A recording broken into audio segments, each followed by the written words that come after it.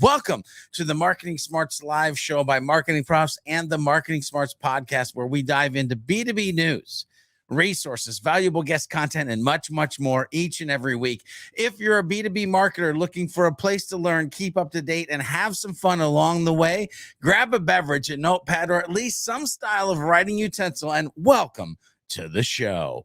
In the words of MarketingProfs' own CCO Ann Handley, ridiculously good content is content that your audience values in one way or another. Secondly, it is inspired in one way or another. It is inspired by data or creativity, inspired or maybe even by both. That's what Ann Handley had to say. Value, data, and creativity are pretty basic to business, so B2B should be full of ridiculously good content, right? Well, not quite, as she shared in our original podcast. Content is increasingly a commodity for so many businesses, says Ann Handley. We check the box and we think content. Yeah, we're doing that. And she thinks there's so much room for us to do better. I would have to agree with her. Enter the second edition of Everybody Writes, an overhaul of Ann's first book that updates and expands on the art of content creation. Ladies and gentlemen, that's what today's Marketing Smarts live show is all about. And of course, some curated content and helpful words along the way. Hello to all my Marketing Smarts live viewers today. I'm super excited to bring you episode 30 of the Marketing Smarts live show. This week's topic is all about a go-to guide to create ridiculously good content. So if you're ready to get your learn on, buckle up and let's get ready to rock and roll. Hey, I'm your boy, George B. Thomas, speaker, trainer, catalyst, and host of this here show, the Marketing Smarts live show, as well as the Marketing Smarts podcast, found on your favorite podcast app. Make sure you go check it out. Our guest clips today are brought to you by none other than Ann Handley herself. Ann Handley, a Wall Street Journal bestselling author who speaks worldwide about businesses and can escape marketing mediocrity and ignite tangible results.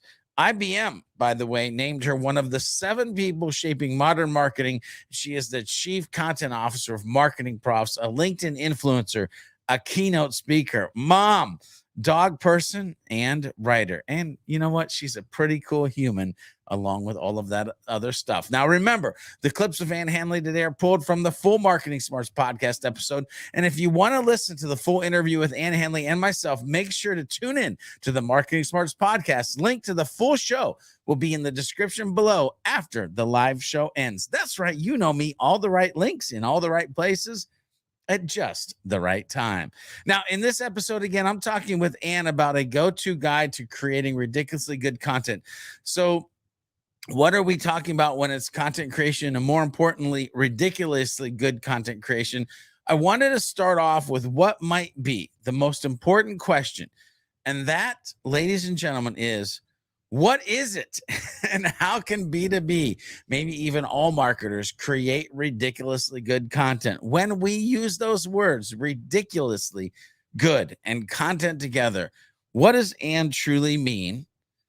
What should you be paying attention to? Here's what Ann had to say. Ridiculously good content is content that your audience values in one way or another. Secondly, it is inspired in one way or another. It is inspired by data or creatively inspired or both.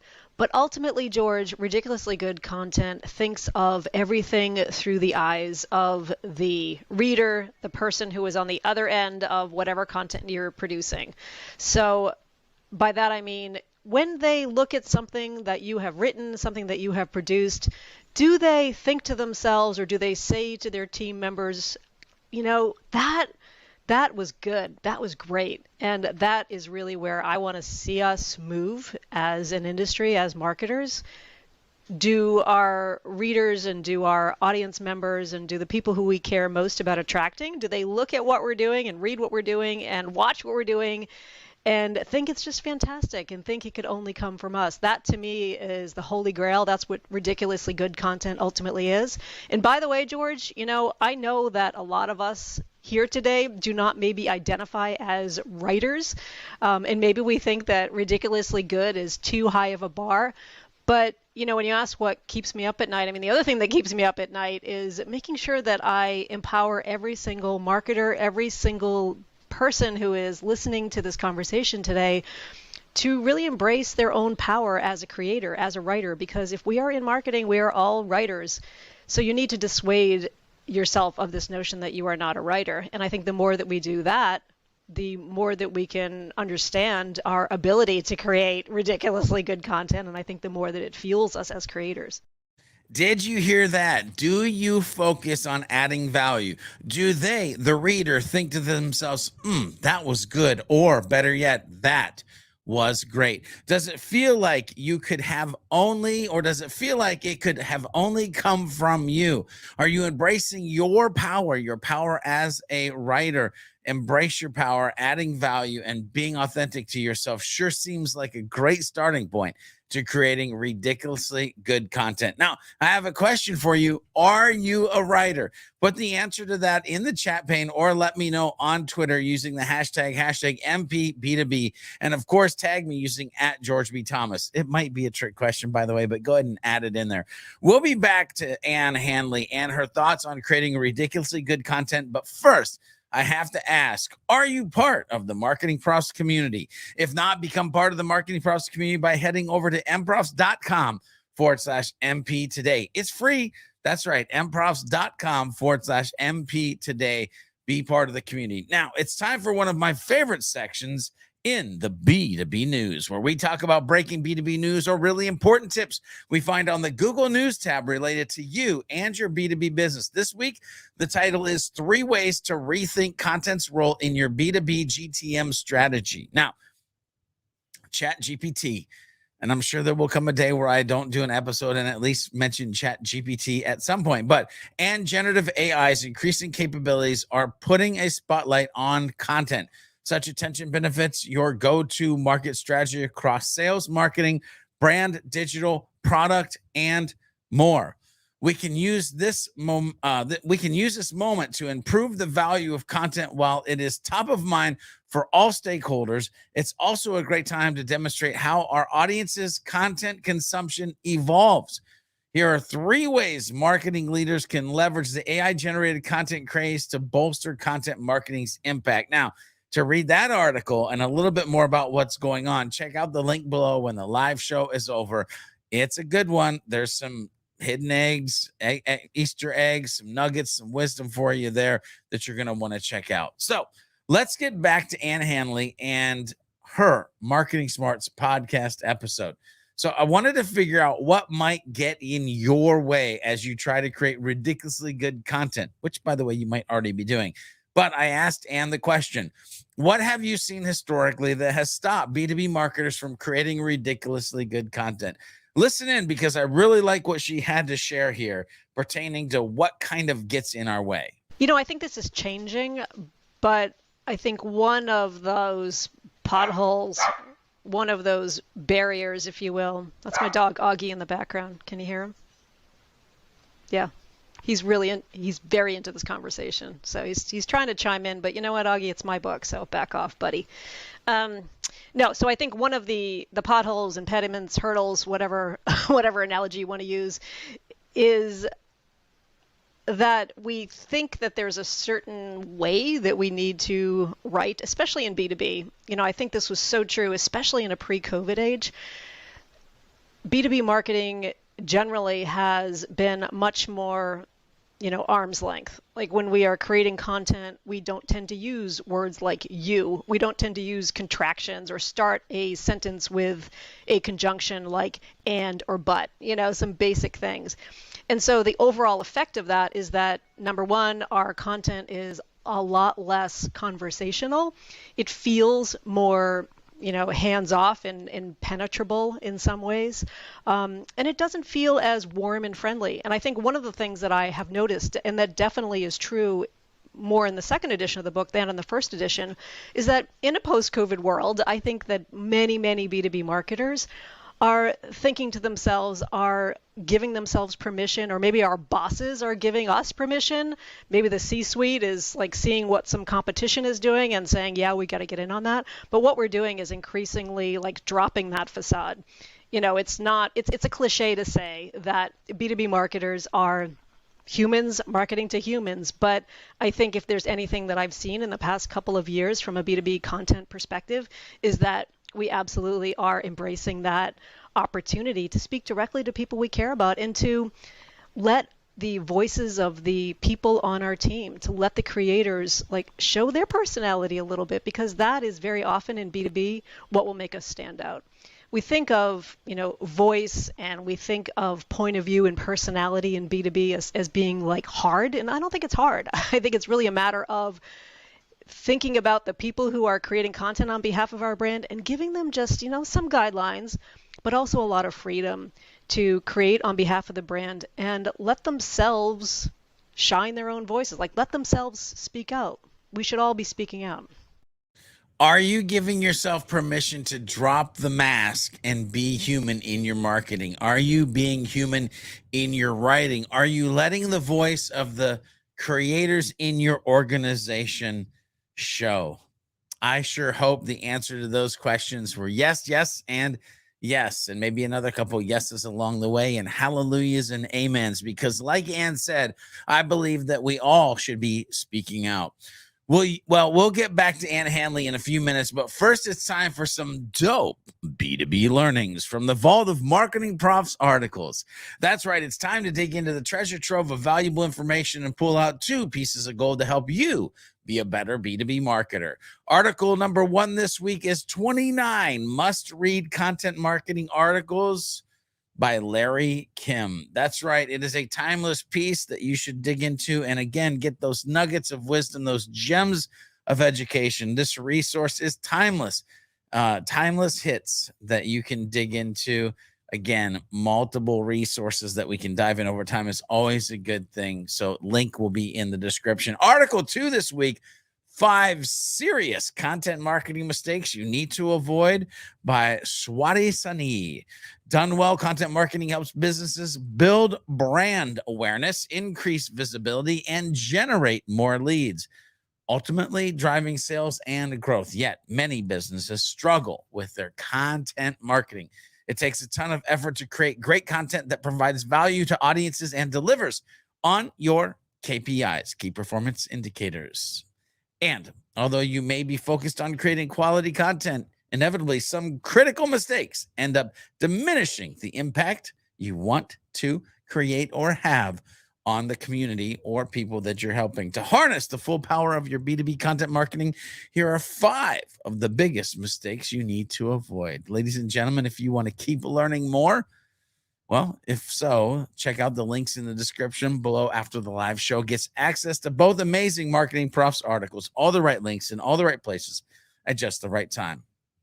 All right, back to Ann Handley. Let's dive into this conversation again about a go-to guide for creating ridiculously good content. I wanted to ask Ann why a second version of the book? What had changed in the past 8 years? And of course, you and I both know a ton has changed.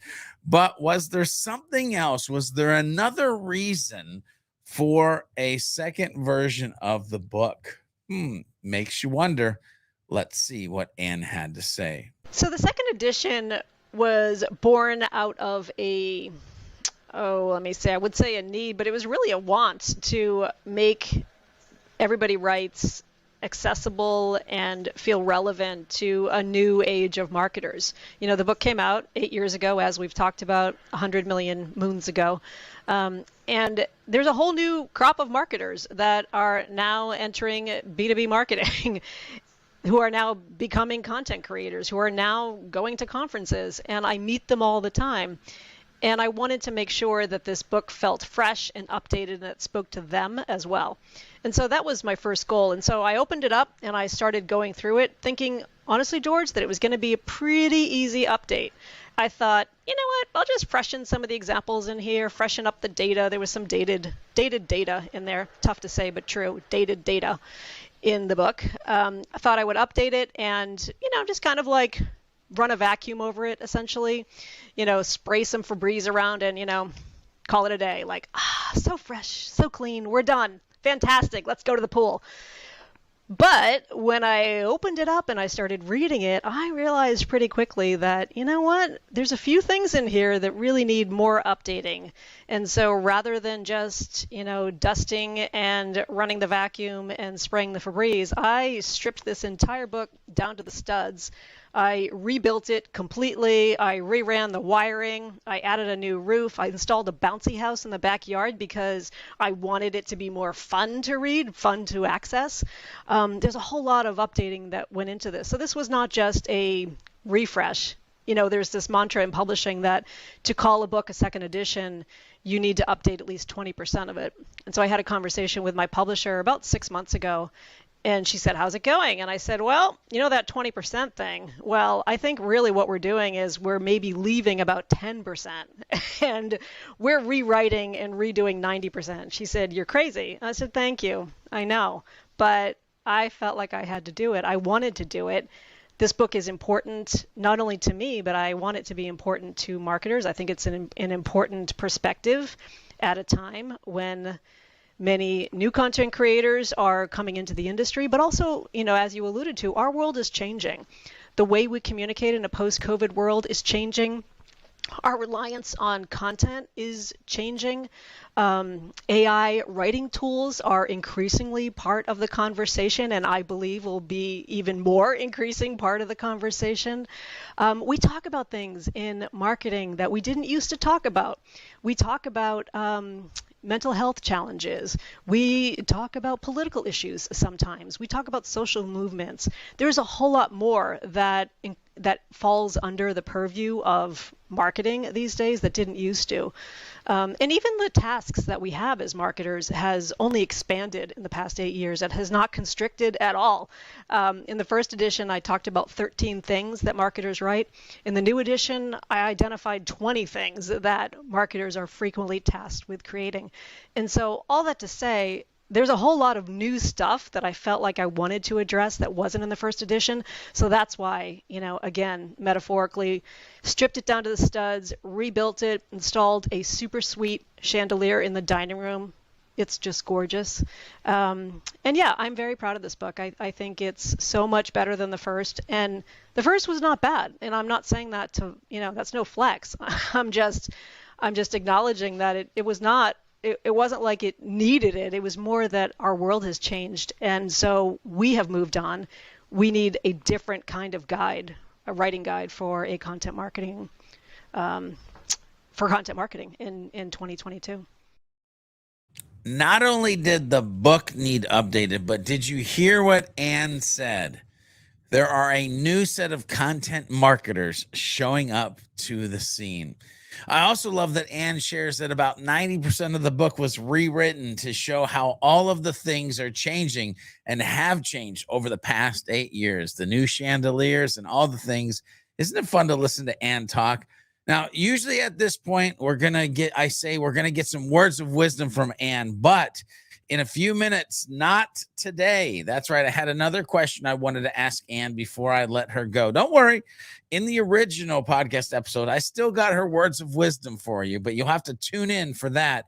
In this episode, we have a bit of a different closing question coming up. But right now, it's time to turn the spotlight on you, the Marketing Profs community. Yep, time for From the hashtag MPB2B community. We search far and wide in the hashtag MPB2B universe to find amazing information and conversations to bring to you, the masses. So first, make sure you're using the hashtag. And second, make sure you have fun and add value to the community along the way. Then we'll spotlight you or your crew on the show. This week, it's Jason Lawrence, or Lawrence Jason on Twitter.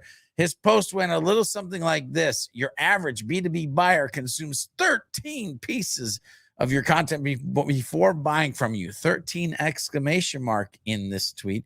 That's why effective content is key to winning trust and business. Here's a checklist for effective content marketing to increase your traffic, leads, and sales. And of course, there's a link there, hashtag MPB2B. But if you need to check out the description and click on that link to check out the post and read more and learn more. Marketing Smarts viewers, I have to ask, are you going to be the next to get the spotlight on you? Remember, community, use the hashtag MPB2B on Facebook. LinkedIn, Twitter, and get the light shined on your awesomeness in the next episode or a future episode of the Marketing Smarts live show. Pro tip, it won't hurt if you tag me into the post as well.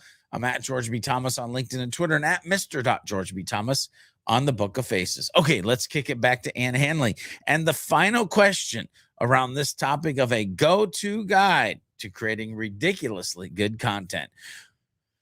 Oh, ladies and gentlemen, what beliefs do we need to have to be a better writer? And what does the second edition of the book help unlock in us as B2B marketers who need and want to create ridiculously great content and become better writers along the way? That is a very long question, but a very important question.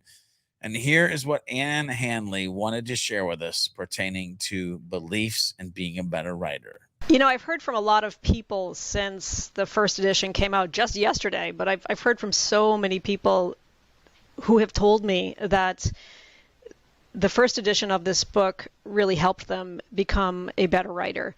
And fundamentally, I think that this new edition will also help you become a better writer.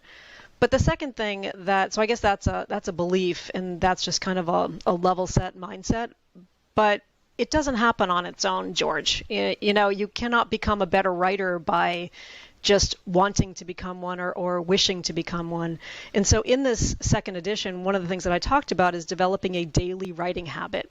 I guess you could call it journaling, although I hate that word because it feels like a noun that's been forced into servitude as a verb. I just don't like the word. I think it sounds too precious and literary. But really what a daily writing habit is sit down every day, whatever time of day is best for you. For me, it's first thing in the morning when I'm freshest and before everything else crowds into my day and hijacks it. But maybe for you, it's at night. Maybe it's lunchtime. It doesn't matter. But find a time of the day in which you can sit down and write something. My preference is longhand because I think it slows down your brain and keeps you connected to the words differently.